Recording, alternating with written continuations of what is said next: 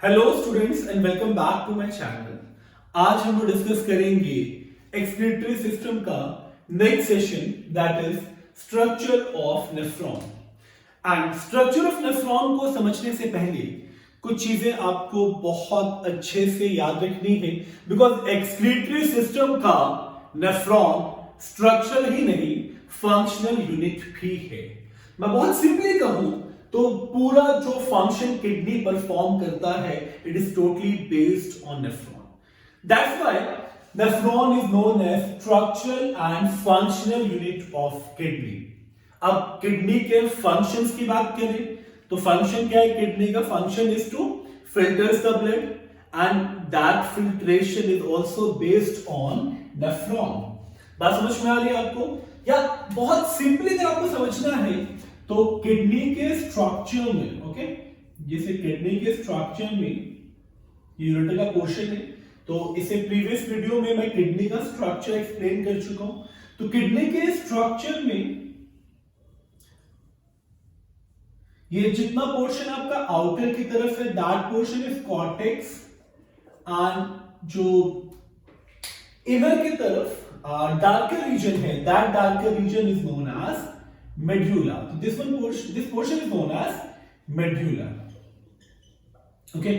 मैं cortex and medulla का यहां पे रोल क्यों मेंशन कर रहा हूं? क्योंकि इसके बिना नेफ्रॉन समझ में नहीं आएगा।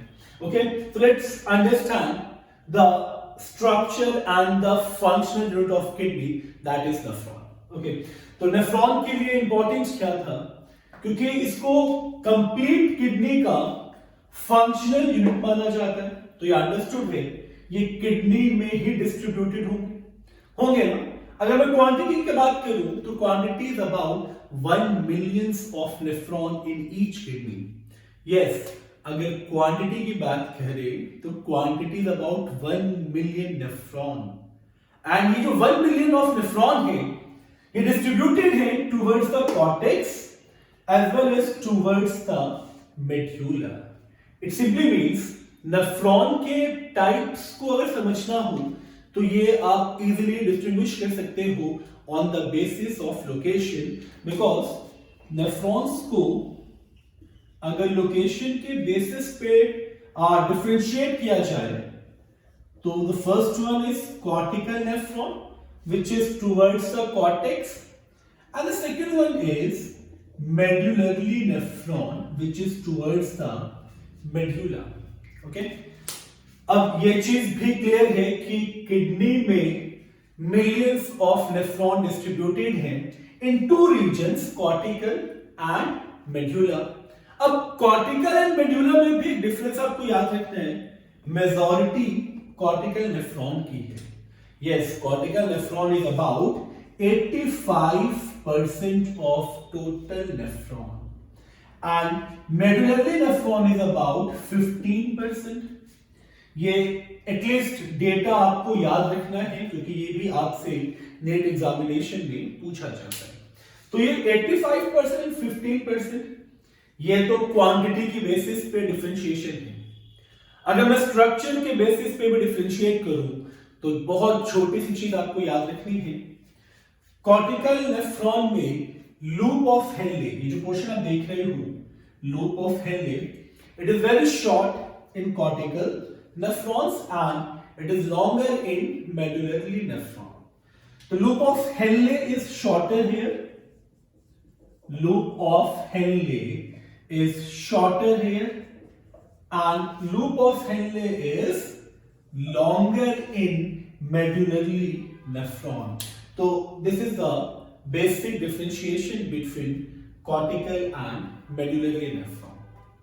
So let's understand the structure of nephron. इस सेशन में पहले हम लोग structure of nephron along with the function and इसके बाद वाले सेशन में हम लोग इसकी complete functioning को समझेंगे। तो structure of nephron की अगर बात करूं तो इसका anterior portion या जिसे proximal portion बोला जाता है that portion is very important. तो anterior portion nephron का ये हुआ जो आगे की तरफ है, एंड इस पोर्शन में भी एक इंपॉर्टेंट सिग्निफिकेंस क्या याद रखना है आपको ये जो आप ब्रांच देख रहे हो, it's a branch of renal artery. So this one is renal artery which enters into kidney. Okay, तो किडनी में एंटर होने वाली जो आर्टरी है, that artery is renal artery and it brings the, अब आर्टरी है तो ये भी अंडरस्टूड है, it brings oxygenated blood. तो renal artery brings oxygenated blood into the kidney for the filtration purpose. अब आपको एक चीज तो पता है कि बॉडी में जो टोटल काउंट है ब्लड का काउंट कितना है? Blood is about 5 litre. Okay, तो blood is about 5 litre and ये पूरा 5 लीटर ऑफ ब्लड भी रिनल आर्टरी के थ्रू किडनी में एंटर होगा, डेफिनेटली होगा. And इस ब्लड का around 1/5 portion, that is about 1200 ml, ये फिल्टर होगा पर मिनट. बात समझ में आ रही है? यानी 1 मिनट में, ओनली 60 सेकेंड्स में किडनी 1200 ml ऑफ ब्लड को फिल्टर करता है. तो ये जो प्रोसेस है फिल्टरिंग का, मैं से प्रीवियस वीडियो में बता भी चुका हूं. किडनी को एक्सक्रीटरी ऑर्गन भले ही माना जाता है, but the function is to filtration of blood. Kidney filtration का पर्पस करेगा तो अंडरस्टूड है. आफ्टर फिल्ट्रेशन वेस्टेज का भी फॉर्मेशन होगा एंड वेस्टेज का रिमूवल भी सेम ऑर्गन करेगा, दैट इज किडनी. अब 1200 ml ब्लड का फिल्ट्रेशन हो रहा है पर मिनट. तो ये तो अंडरस्टूड है कि ये पूरा जो ब्लड है ये रिनल आर्टरी के थ्रू जा रहा है. तो जिस पोर्शन पे ये ब्लड एंटर कर रहा है रिनल आर्टरी के थ्रू, तो ये इसका फर्स्ट ब्रांच है, that branch is known as afferent arteriole. And ये अफरेंट आर्टियोल रिनल आर्टरी का कन्वर्जन है. तो एक चीज आपको समझ में आ रही होगी कि सपोज ये आर्टरी है, तो आर्टरी में ल्यूमेन आप देख रहे हो, ल्यूमेन मतलब इसका जो डायमीटर है वो ज्यादा है, और जब ये कन्वर्ज होगा इनटू द आर्टियोल तो ल्यूमेन कम हो जाएगा. अगर ल्यूमेन कम होगा इट मींस डायमीटर कम होगा, डायमीटर कम होगा तो प्रेशर बढ़ेगा. ओके, तो ये जो आप पोर्शन देख रहे हो ये afferent arteriole है. एंड afferent arteriole इस कप-लाइक स्ट्रक्चर में, and that cup-like structure is Bowman's capsule. तो इस कप-लाइक स्ट्रक्चर में ये afferent arteriole अपना एक टफ्ट ऑफ कैपिलरीज बना लेता है, एक बंच ऑफ कैपिलरीज, एक गुच्छा बना लेता है. और ये पूरा जो बंच है, that bunch is known as glomerulus. Okay, and glomerulus की फॉर्मेशन के बाद ये अगेन सारी कैपिलरीज रीयूनाइट होंगी, दोबारा एसोसिएट होंगी एंड स्ट्रक्चर बनेगा इफरेंट आर्टियोल.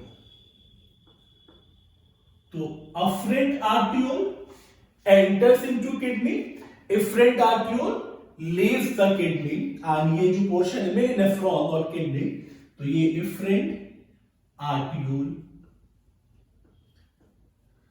ओके, तो इस पोर्शन पे एटलीस्ट आपको 3 बेसिक चीजें समझ में आ गई होंगी. Bowman capsule which is a cup like structure.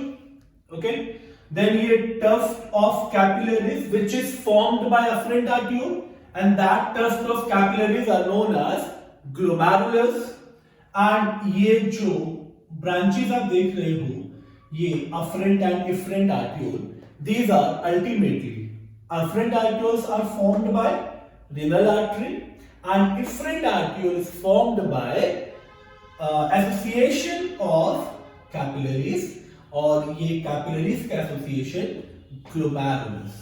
Okay, तो अब पहले इस कंपोनेंट को अच्छे से समझ लेते हैं, बट एक और इंपॉर्टेंट चीज, Bowman capsule plus glomerulus is known as, मतलब जो पूरा स्ट्रक्चर आप देख रहे हो, मैं यहां मेंशन कर रहा हूं, Bowman capsule plus glomerulus is known as Malpighian body. तो अभी सिर्फ हम लोग पहले एंटीरियर वाले पोर्शन के स्ट्रक्चर को समझते हैं. ओके, तो जो फर्स्ट कंपोनेंट है, मैं इस पोर्शन को रब कर दूं ताकि स्पेस मिल जाए मुझे फॉर द नोट्स मेकिंग. तो मैं इतना पोर्शन आपका रब कर रहा हूं. रीनल आर्टरी आप अंडरस्टूड है, आप फ्रंट एंड फ्रंट आर्टरी भी अंडरस्टूड है. तो फर्स्ट कंपोनेंट है बॉमेन्स कैप्सूल. तो बॉमेन कैप्सूल्स के लिए अगर मैं स्ट्रक्चर की बात करूं तो देखिए, स्ट्रक्चर समझना बहुत इजी है. यहां पे स्ट्रक्चर क्या कैसा दिख रहा है आपको? Structure is very simple to understand, क्योंकि ये एक double wall hollow cup like structure है. या किसी टेनिस बॉल को आप इनवर्टली पुश कर दो तो जो कर्व, जो डिप्रेशन बनेगा, उस डिप्रेशन की तरह ये structure, something like a hollow ball. So that structure is known as Bowman capsule. तो बॉमेन कैप्सूल के स्ट्रक्चर को समझना बहुत इजी है, because it is double walled hollow cup like structure. ठीक है, hollow cup like structure. तो ये जो hollow cup या empty cup like structure है, पहले इसकी दोनों वॉल्स को हम लोग डिस्कस करेंगे. तो ये जो पोर्शन आप देख रहे हो, ये जो पोर्शन आप दिख रहा है आपको, ये इसका आउटर वॉल है. That wall is known as, मैं यहां मेंशन कर रहा हूं इसको, पेराइटल वॉल. ओके, एंड ये जो इसका इनर वॉल है, that wall is known as visceral wall. तो ये ट्रू कवरिंग्स है, पेराइटल एंड विसरल. तो पहले इन दोनों को समझ लेते हैं कि क्या डिफरेंस है पेराइटल में एंड विसरल में. ओके, तो ये जो ट्रू कवरिंग्स है, इसमें the outer one is, outer is parietal and parietal layer is made up of, क्योंकि जो पूरा आउटर लेयर है, तो ये पूरे नेफ्रॉन की आउटर लाइनिंग का फॉर्मेशन करेगा. मैं फिर से रिपीट कर रहा हूं, बॉमेन कैप्सूल की जो आउटर कवरिंग है, ये कंप्लीट नेफ्रॉन यानी कंप्लीट ट्यूबुलर स्ट्रक्चर की आउटर कवरिंग बनेगा. एंड आउटर और the parietal layer is formed by simple squamous epithelium. Simple squamous epithelium. Okay, तो ये तो हो गया आउटर वॉल का composition, that is the parietal layer composition. इसकी बात कर रहा हूं मैं. ये जो आप देख रहे हो मार्कर, ये जो आउटर वॉल आ रहा है, that wall is known as parietal. अब बात करते हैं इसके इनर वॉल की. तो ये जो इनर कवरिंग है, ओके, तो ये इनर कवरिंग यहां पे स्पेशलाइज्ड सेल है, and that cells are known as, मैं यहां मेंशन भी कर रहा हूं शेप देके, इन सेल्स को बोलते हैं पोडोसाइट्स और पेडिसल्स. ठीक है, तो पोडोसाइट्स इसका इनर लेयर. ओके, तो outer parietal made up of simple squamous epithelium and the inner one is visceral, and that visceral layer is made up of specialized cells which are known as podocytes. and podocyte का मतलब क्या होता है? podocytes का मतलब pedicels और feet like projections. Okay, तो as it gives feet-like appearance appearance called pedicels. तो आउटर भी हम लोगों ने डिस्कस कर लिया, इनर भी हम लोगों ने डिस्कस कर लिया। मैं साथ ही साथ लेबलिंग को रब कर रहा हूं ताकि डायग्राम आपको बहुत अच्छे समझ में आए। तो पेराइटल कवरिंग भी क्लियर हो गई है हम लोगों की, ओके। और glomerulus with renal artery and podocytes, okay, ये हम लोगों ने डिस्कस कर लिया है। तो इस पोर्शन की भी अब जरूरत नहीं है, इसको भी रब कर लेते हैं। अब इंपॉर्टेंस क्या है कि ये जो कवरिंग आप देख रहे थे आउटर और इनर, इसमें एक पोर्शन तो हम डिस्कस कर रहे हैं वॉर्म एंड कैप्सूल का। The second component is glomerulus, ये जो नेटवर्क ऑफ कैपिलरीज है। तो ग्लोमेरुलस को समझने के लिए सबसे इंपॉर्टेंट चीज क्या है? Glomerulus means a tuft of 50 capillaries. ये भी आपको याद रखना है, it's a tuft of 50 capillaries और bunches of 50 capillaries, okay, and they are formed by afferent arteriole, formed by afferent arteriole।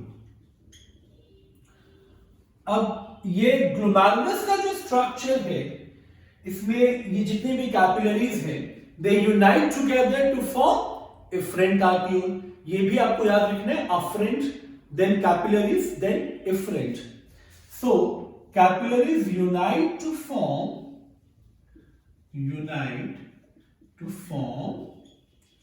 efferent arteriole, and efferent arteriole में भी एक चीज आपको मेंशन करनी है, its lumen is again narrower than afferent arteriole।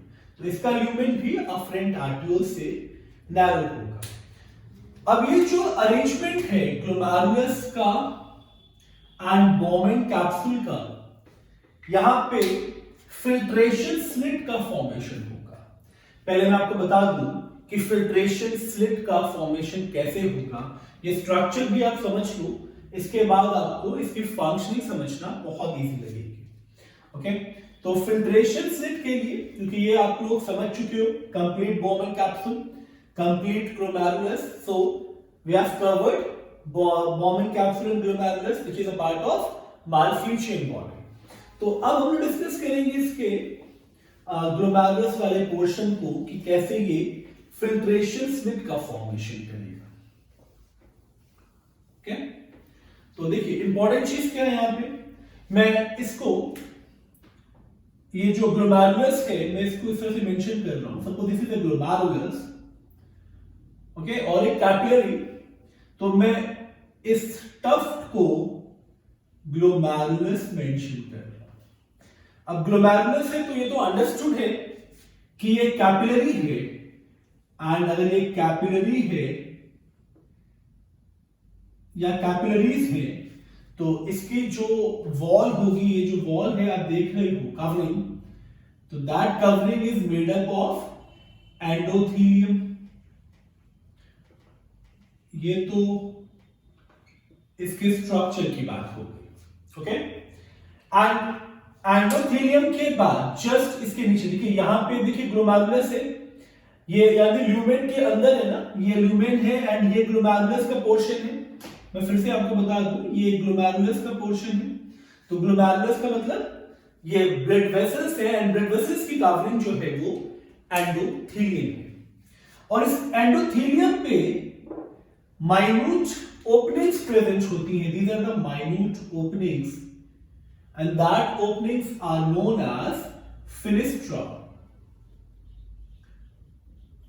So this is the space through which the blood recedes, और इसमें blood कभी रिसीड नहीं होता, ये भी आपको याद रखना है, क्योंकि आरबीसी, डब्ल्यूबीसी, प्लेटलेट इस माइन्यूट पोर के थ्रू रिलीज नहीं होंगे, और ना ही इसमें मैक्रोमोलेक्यूल रिलीज होगा। Only the plasma and the dissolved component in plasma recedes through the fenestra। बात समझ में आ रही होगी आपको। अब इस fenestra के बाद सपोज ये जो पूरा स्पेस आप देख रहे हो, यहाँ पे ये माइन्यूट ओपनिंग में यहाँ पे शो कर रहा हूं, यहाँ पे ये माइन्यूट ओपनिंग है, सिर्फ एक ही मैं ड्रॉ कर रहा हूं ताकि आपको स्ट्रक्चर समझ में आ जाए। तो that opening is known as fenestra and इसके थ्रू यहां से प्लाज्मा जो है यानी ब्लड प्लाज्मा जो है वो रिसीड हो रहा है। ओके, तो यहां पे ब्लड प्लाज्मा रिसीड हो रहा है यानी लीक हो रहा है। तो अब होगा क्या, जैसे ब्लड प्लाज्मा यहां से रिसीड होगा, ये बात आपको बहुत ध्यान से समझनी है। तो जैसे ब्लड प्लाज्मा रिसीड होगा, यहां पे एक बेसमेंट मेम्ब्रेन बना होगा। ओके, तो ये है बेसमेंट मेम्ब्रेन एंड इस बेसमेंट मेम्ब्रेन में भी आपको ये चीज याद रखनी है that the structure is formed by glycoprotein and collagen fibres. Glycoprotein and collagen fibres. तो ये हो गया सेकेंड कंपोनेंट। तो यहां हम लोग ड्रॉ कर लेते हैं बेसमेंट मेम्ब्रेन। ठीक है, ये बेसमेंट मेम्ब्रेन हो गया एंड इस बेसमेंट मेम्ब्रेन के बाद ये फ्लूइड जो है वो रिसीड करेगा ल्यूमेन की तरफ। देखिए आज आपको डायग्राम दिख रहा होगा, ल्यूमेन की तरफ फ्लूइड रिसीड कर रहा है। यानी इसको मैं अगर यहां शो करूं तो these are the foot-like cells or feet-like cells, pedicels। Okay, इस तरह से भी ड्रॉ कर लेते हैं यहाँ पे। तो अब इसके बाद जो स्पेस है वो पीसीटी का स्पेस है, जहां पीसीटी का ल्यूमेन है। ओके, तो यहां पीसीटी का ल्यूमेन है और ये जो पूरा पैसेज बन रहा है through the fenestra, then the opening of basement membrane and the arrangement of pedicels, जिस तरह से अरेंजमेंट है, तो ये जो ओपनिंग्स बनेंगी, ये जो ओपनिंग्स बनेंगी ये, तो these are filtration slits। ये बहुत अच्छे से आपको याद रखना है, मैं फिर से रिपीट कर रहा हूं। फिनेस्ट्रा जिसके थ्रू प्लाज्मा रिसीड होगा, देन ये जो बेसमेंट मेम्ब्रेन है, बेसमेंट मेम्ब्रेन को क्रॉस करके ये पेडिसल्स है, ये मैं यहां मेंशन कर दूं, these are pedicels and in pedicels को क्रॉस करके ये पीसीटी के ल्यूमेन में आ जाएगा एंड ये पूरा स्ट्रक्चर जो है, यहां ये स्ट्रक्चर बनेगा फिल्ट्रेशन स्लिट्स। तो these are filtration slits. Okay, क्योंकि आपको नेफ्रॉन को कॉम्पिटिटिव एग्जाम्स के लिए इस तरह से ही प्रिपेयर करना है, यानी सिर्फ बॉमेन कैप्सूल तक एंड ग्लोमेरुलस तक रिस्ट्रिक्ट नहीं रहना है, आपको फिल्ट्रेशन स्लिट को भी एक्सप्लेन करना है। अब हम लोग मूव करेंगे द नेक्स्ट कंपोनेंट यानी पीसीटी के बारे में, कि पीसीटी फिल्ट्रेशन के बाद जो फ्लूइड रिसीड होता है वो एंटर करता है पीसीटी। तो ये जो पोर्शन आप देख रहे हो, highly convoluted surface, that surface is known as proximal convoluted tubule। So the next component is proximal convoluted tubule। So why PCT is important? क्योंकि अगर PCT के स्ट्रक्चर की बात करूं तो देखिए, स्ट्रक्चर इज हाईली कन्वोल्यूटेड, वो तो आपको डायग्राम में विजिबल है, it is highly convoluted. But one more thing, structure की कंपोजिशन में आउटर लेयर तो अंडरस्टूड है, आउटर्स में भी, क्योंकि जो बॉमेन कैप्सूल की आउटर लेयर थी वो कंप्लीट नेफ्रॉन की आउटर लेयर है, तो आउटर लेयर तो इसमें भी सिंपल स्क्वेमस एपिथेलियम होगा। बट इनर लेयर पे cuboidal cells with cilia present है, which is known as brush bordered epithelium, and that brush bordered epithelium helps in the movement of substances। So highly convoluted, and the outer portion or outer surface is made up of simple squamous epithelium,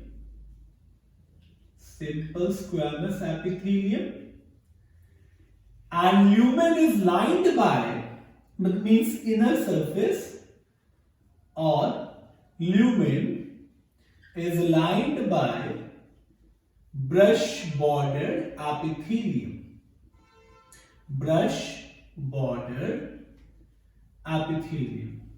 So that brush bordered epithelium simply indicates the presence of cilia, which helps in the movement of substance. Okay, अब PCT का एक और important significance क्या है? It has number of mitochondria for active absorption. So it has number of mitochondria for active absorption.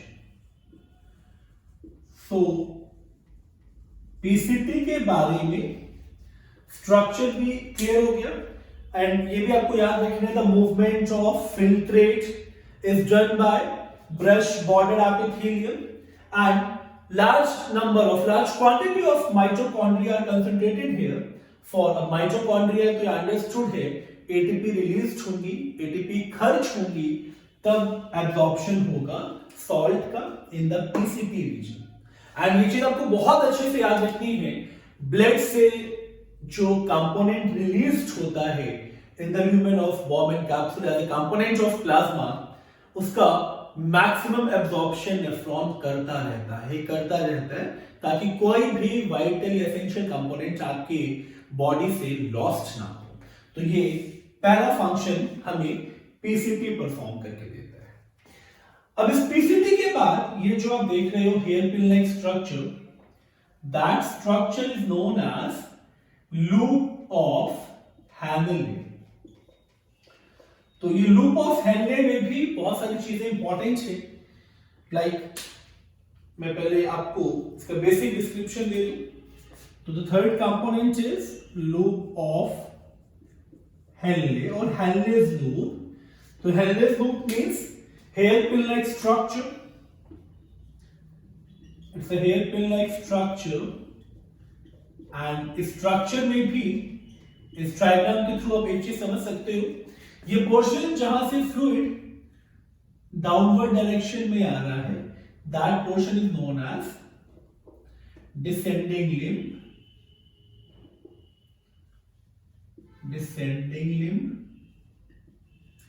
And इस direction से ये चीज आपको समझ में आ रही होगी कि फ्लूइड अपवर्ड जा रहा है, मींस ये असेंडिंग लिम्ब है. Descending limb and ascending limb. अब डिफरेंस क्या है इन दोनों में, बहुत इजीली आपको समझना है. लूप ऑफ हैनले का जो डिसेंडिंग लिम्ब है, इसका lumen simply means the diameter of descending limb of about 4/5 portion, क्योंकि इस कंप्लीट पोर्शन का 4/5 यानी 4/5, सॉरी, ठीक है, इतना पोर्शन जो है इसका ल्यूमेन और diameter is same of PCT, and its composition is also same, यानी यहां भी internally brush border epithelium present होगा. ओके, तो लूप ऑफ हैनले का जो फर्स्ट कंपोनेंट है that is descending limb, and descending limb में आपको सिर्फ एक इंपॉर्टेंट चीज याद रखनी है, the anterior 4/5 portion is similar to PCT in diameter and composition. क्योंकि आउटर कवरिंग भी यहां भी सेम चीज होगी जो हम यहां से देखते आ रहे हैं, simple squamous epithelium, and inner में lumen is lined by brush border epithelium, and as comparatively to ascending limb, it has less number of mitochondria and microvilli. तो it has less number of mitochondria and microvilli. Clear हुआ यहां तक आपको? अब importance क्या है कि last का जो ये थिन सेगमेंट आप देख रहे हो, this is a thin segment and thin segment is about 1/5. Okay, so that thin segment is made up of flat epithelial cell. ये भी आपको बहुत अच्छे से याद रखना है that 1/5 portion is thin and made up of flat epithelial cells. Flat epithelial cells. Okay अब एक और चीज आपको पता होगी कि डिसेंडिंग लिम्ब की जो वॉल है, दीज वॉल, ये जो आप मेम्ब्रेन देख रहे हो, ओके, ये जो मेम्ब्रेन है, these are permeable to water and ascending limb में जो वॉल है, these are permeable to salt. तो ये पोर्शन को अभी बाद में डिस्कस करेंगे डिसेंडिंग एंड असेंडिंग लिम्ब के फंक्शंस में. अब हम लोग कवर करेंगे इसका second portion, that is ascending limb. And ascending limb में भी बहुत सारी चीजें ऐसी हैं जो आपको अच्छे से याद रखनी है. तो असेंडिंग लिम्ब में the second component of loop of Henle, ascending limb. तो ascending limb start from the anterior portion. तो इसमें एंटीरियर 1/5 जो पोर्शन है, it is made up of flat epithelial cells. Flat epithelial cells and the posterior 4/5 portion is thick and lumen is lined by brush bordered epithelium. Brush bordered epithelium.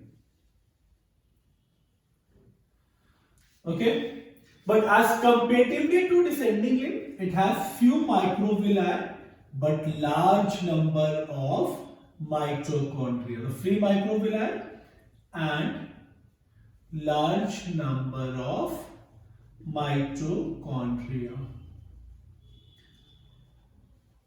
Okay, तो ये आपका descending and ascending limb portion. अब structure के बाद हम लोग discuss करेंगे DCT के बारे में. DCT means distal convoluted tubule. And why DCT is important? Because DCT is the last component of nephron. Not last exactly, क्योंकि अभी कुछ इसका reabsorption collecting touch में भी होगा, but DCT is the last portion for the passive absorption only, क्योंकि यहाँ पे large number of microvilli present होगा. तो DCT is all about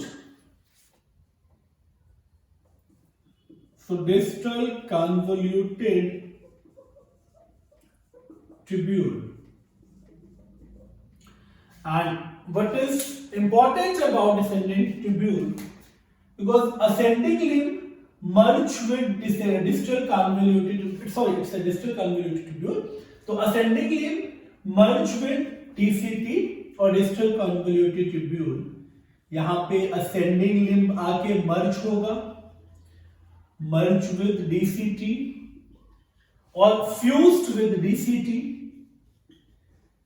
Again, structure, outer portion is made up of simple squamous epithelium and lumen is lined by brush bordered cuboidal epithelium. So it's cuboidal epithelium in the lumen, and it has again high concentration of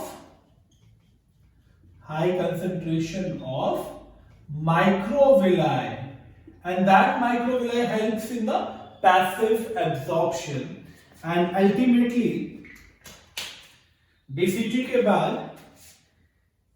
the next portion after DCT is collecting tubule, and collecting tubule simply related to, अब यहां पे भी एक चीज आपको बहुत अच्छे से समझनी है. Collecting tubule means the end portion of one nephron and number of collecting tubule from the number of nephron merged together to form collecting duct. तो ये जो पोर्शन आप देख रहे हो, this is collecting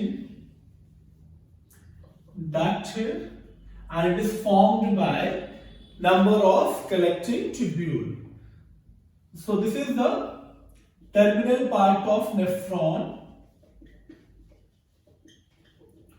terminal part of nephron, and number of collecting tubule, number of collecting tubules from number of nephron, from number of nephron unite to form collecting duct. And collecting duct is mainly meant for the collection of urine. And collecting duct आपको याद होगा, अगर आपने kidney का structure मैंने हालांकि previous video में explain किया है. ओके, तो ये जो पोर्शन आप देख रहे हो, ये जो पोर्शन आप देख रहे हो, this is the ureter portion. And मैं थोड़ा सा आपको इजीली ड्रॉ करके बता देता हूं. यहां पे जो पोर्शन आप देख रहे हो, this is renal pelvis, and that pelvis continue as a ureter. And यहीं पे आके सारी कलेक्टिंग डक्ट्स यूनाइट हो जाती हैं, और यूनाइट होने के बाद it continue as a ureter. पहले duct of Bellini, then ureter. तो कलेक्टिंग ट्यूब्यूल के बाद collecting duct, and the function of collecting duct is to store urine, and many collecting duct unite to form duct of Bellini. Many collecting duct unite to form, and this is very important, duct of Bellini. Duct of Bellini. Okay? तो यहां तक आपको as a structure of nephron समझना है. But मैं again repeat कर रहा हूं, collecting tubule means the tubule of the terminal tubule of one nephron. Many collecting tubule unite to form collecting duct, which opens into renal pelvis, and many collecting duct unite to form duct of Bellini, and finally duct of Bellini from the renal pelvis continue as a ureter, which mainly transports the urine towards the urinary bladder. So this is all about the structure of nephron. I hope ये structure आपको बहुत easily समझ में आया होगा. इनके components को बहुत जरूरी है अच्छे से समझना for understanding functioning of nephron as a urine formation. So this is all about this session, and please like my channel, subscribe and share my video. Thank you.